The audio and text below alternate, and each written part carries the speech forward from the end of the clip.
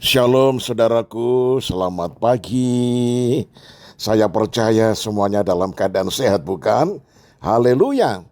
Karena itu untuk menyambut renungan pagi kita satu dalam doa. Ucapan syukur kami naikkan kepadamu ya Tuhan untuk pagi yang baru hari ini. Itu sebabnya sebelum kami memulai seluruh kegiatan kami di sepanjang hari, kami mau lebih dulu mendengar firman-Mu disampaikan kepada kami. Itu sebabnya berfirmanlah dalam nama Tuhan Yesus, haleluya, amin. Tema renungan pagi ini yaitu melekat pada Tuhan. 2 Samuel 7 ayat 16 berkata demikian, keluarga dan kerajaanmu akan kokoh untuk selama-lamanya di hadapanku. Tahtamu akan kokoh untuk selama-lamanya.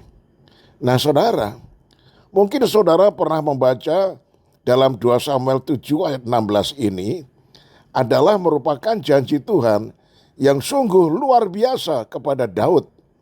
Tuhan berkata kepada Daud, keluarga dan kerajaanmu akan kokoh untuk selama-lamanya di hadapanku, tahtamu akan kokoh untuk selama-lamanya.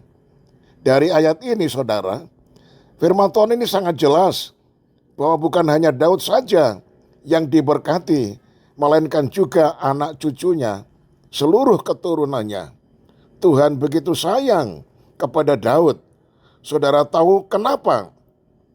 Karena hatinya melekat kepada Tuhan. Hidupnya berkenan dan menyenangkan hati Tuhan. Sebagai seorang raja, ia tidak mengandalkan kekuatannya, tetapi ia selalu bergantung kepada Tuhan semesta alam. Saya yakin bahwa janji ini bukanlah hanya berlaku bagi Daud dan keluarganya atau keturunannya saja, tetapi juga berlaku bagi setiap kita yang hidupnya melekat dan berkenan kepada Tuhan.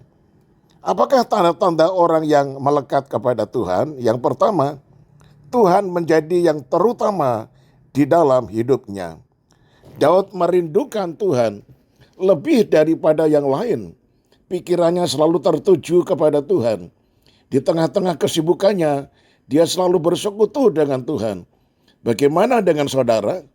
Apakah saudara selalu menyediakan waktu khusus untuk bersekutu dengan Tuhan? Atau saudara begitu sibuk sampai engkau tidak punya waktu lagi dengan Tuhan? Kalau itu terjadi, kembalilah melekat dekat dengannya.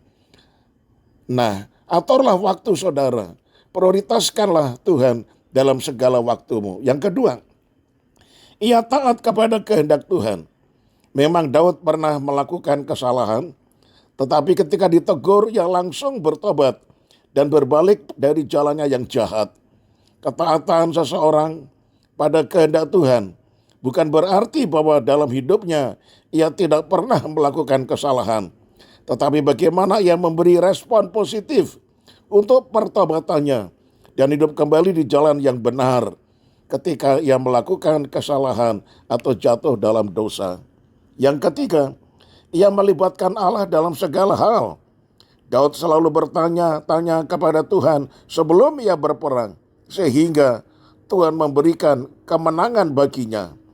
Apakah saudara juga selalu bertanya lebih dulu kepada Tuhan sebelum melakukan suatu pekerjaan?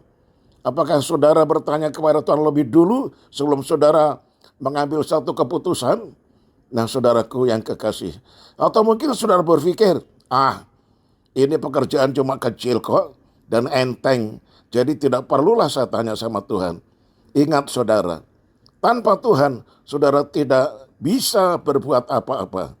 Kiranya saudara dapat mencontoh kehidupan Daud ini agar saudara juga bisa menikmati janji-janji Tuhan. Saya tutup dengan kalimat ini, kehidupan yang melekat pada Tuhan tercermin dari karakter dan tingkah laku yang selalu memuliakan nama Tuhan. Haleluya. Terima kasih Tuhan untuk firman-Mu di pagi yang indah ini. Ajarlah kami supaya hidup kami selalu melekat kepada Tuhan. seperti ranting melekat pada pokoknya, sehingga akhirnya bisa berbuah dengan lebatnya.